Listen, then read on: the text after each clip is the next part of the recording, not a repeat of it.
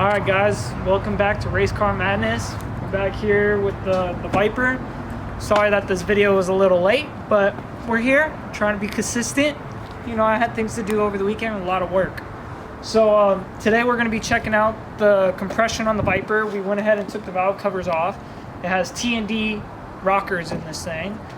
So it's a fun project so far. So we're going to bring you along. We're pulling all the plugs right now, and we're individually checking the compression on all the plugs right now. And I'll have my buddy walk over there, Joseph, walk over there and watch what my dad's doing, and I'll turn it over. All right. Are you ready? Ready.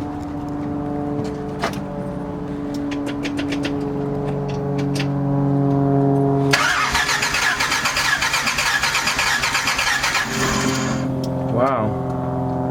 210. It's a lot. So that's been the best one so far. So we already did this side. 4 out of the 5, the first 4 were 155. The 5th one was 180, and now we're checking the 6th one on that side, but the very back one, and that's 210 right now. So seems to have that side has better compression than this side. So far, that's what we know, and we'll get back to you in a second. All right, checking the second plug right now.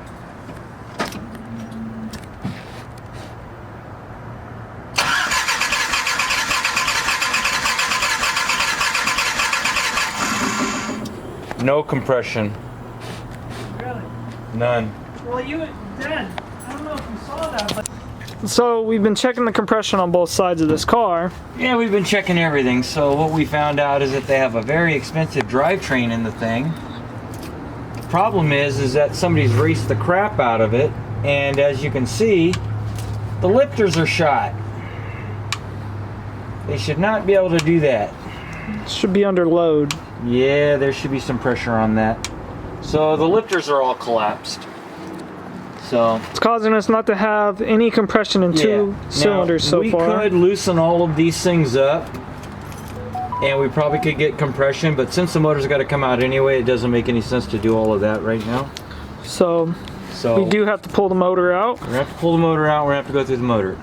And now I'll explain why we got to pull the motor out. So stay tuned for that. So guys, now we're getting to the point of the title why I tell you guys the Viper's total. Why am I still working? You know, I don't know what to say. The Viper's totaled, guys. I don't know where to go from here. Let me just back you up a bit and say it kind of sucks. So come on with me, I'll show you.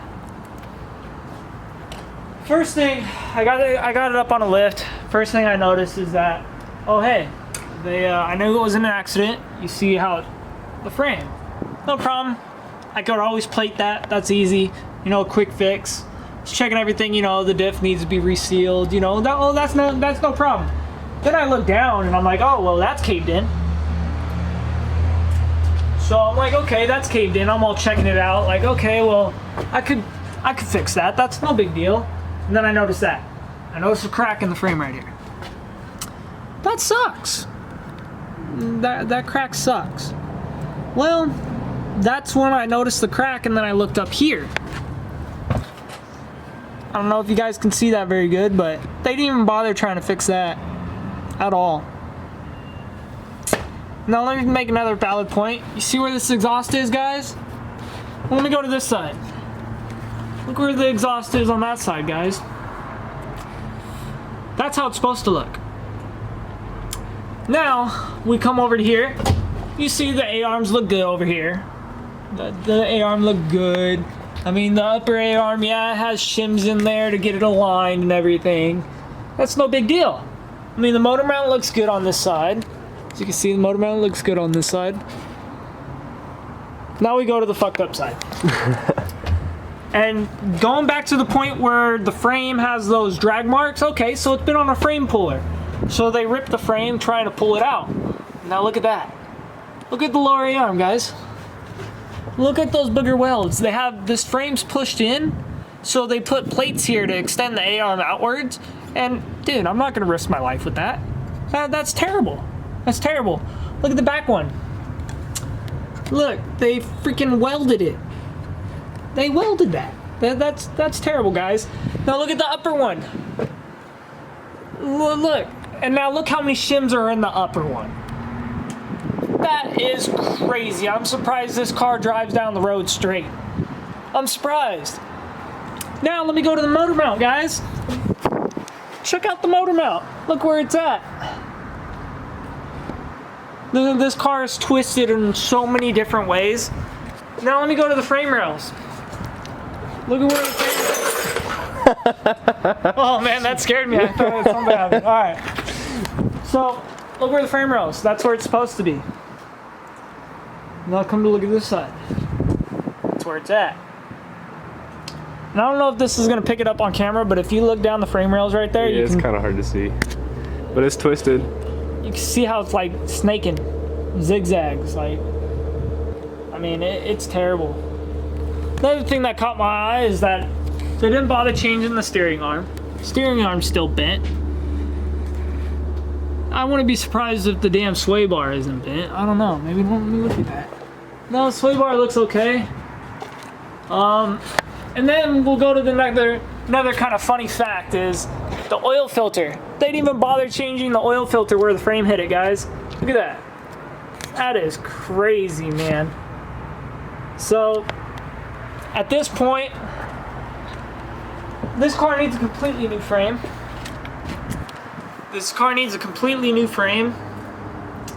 Luckily, I found one at Copart that car just like this caught fire. It's a 95 Dodge Viper, the ACR version. It caught fire, and the frame is not damaged because it was fire damage. So I'm gonna go ahead and buy that. Now it goes back to the point about the motor being hurt. I'm kind of glad that I have to tear it apart anyways and pull the motor out, because if I had to pull the motor out and I didn't have to do all this extra work, you know, it'd be kind of discouraging, you know, having to pull a motor out of a car I just bought. I mean, I'm still kind of discouraged, but I'm looking at the fact that this is going to be a fun project. It's going to be super cool. Me and Joseph are going to be working on this. The motor is hurt, as you guys can see. You know, I'm hoping it's not the cam. My dad doesn't think it's the cam, but we are going to have to pull the heads off for sure. So I hope you guys stay tuned. Just kind of ease with me, and let's go from there, guys. I mean, it's going to be a bitchin' car when it's done, but it's going to take a lot more work than I really anticipated. That thing's going to be finished in a few weeks. We'll get on a video on that, of what we bought for that, but that thing's going to be finished in a few weeks. Now this, if I had to put a time frame on this, I'm hoping to be done with this within 6 months. Fuck. Yeah, I was hoping for a couple weeks, but I gotta tear it completely down and put a completely new frame under this. So, hope you guys stay tuned. I might show a picture of the car that I'm buying to replace this frame. And just stay tuned for the next video, because I'm purchasing the frame tomorrow and it should be here in less than a week. So, next couple videos you'll probably see on the Eclipse, and this thing might be on the back burner until I get the frame. And we'll go from there. So, hope you guys enjoyed this video. Hit that bell icon, hit that subscribe button, and give me a thumbs up if you like it. If you don't, oh well. I mean, stay tuned. Race Car Madness out.